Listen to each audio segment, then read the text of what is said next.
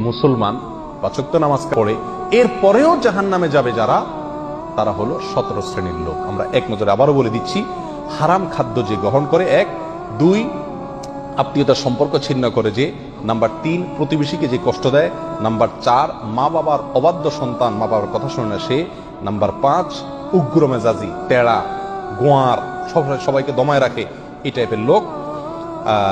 Number 6 অধীনস্থদেরকে, প্রজাদেরকে, যে সমস্ত শাসকেরা, যে সমস্ত রাজারা, যে সমস্ত রাষ্ট্রপ্রধানেরা, সরকার প্রধানেরা বা যে যে লেভেলে আছে সে তার প্রজাদেরকে ধোঁকা দেয় যে তারা।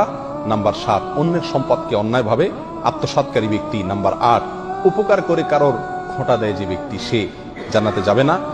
নাম্বার 9 চগলখোর ব্যক্তি জান্নাতে যাবে না, মানুষের পিছনে কথা লাগায় বেড়ায় একজনের আরেকজনের কাছে।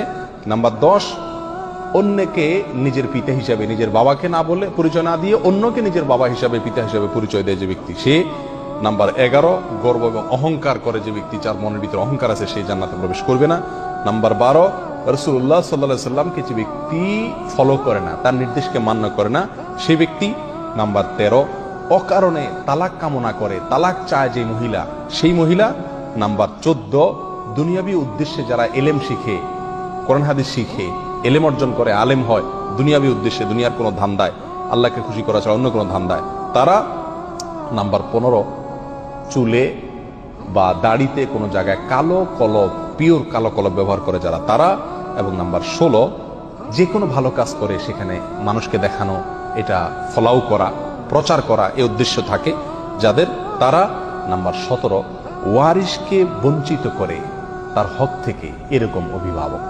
এই শ্রেণীর লোকেরা মুসলমান হয়েও জান্নাতি হতে পারবে না। আল্লাহ তাআলা আমাদের সবাইকে এই দুর্ভাগাদের তালিকা থেকে আমাদের নামগুলোকে বের করে আনার তৌফিক দান করুন।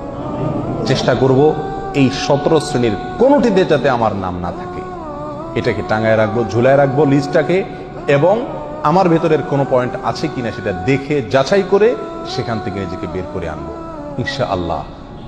এরপরে আল্লাহ সুবহানাহু ওয়া তাআলার কাছে জান্নাত চাইতে পারবো, আশা করতে পারবো জোরালোভাবে। আল্লাহ সুবহানাহু ওয়া তাআলা আমাদের সবাইকে আখিরাতে কিয়ামতের দিন একেবারে ফার্স্ট চান্সে, প্রথম চান্সেই জান্নাত যেন আমরা লাভ করতে পারি, জাহান্নাম থেকে মুক্তি নসিব যেন হয়, সেই তৌফিক দান করুন। জাযাকুমুল্লাহ ওয়া আখিরু দাওয়ানা আলহামদুলিল্লাহ।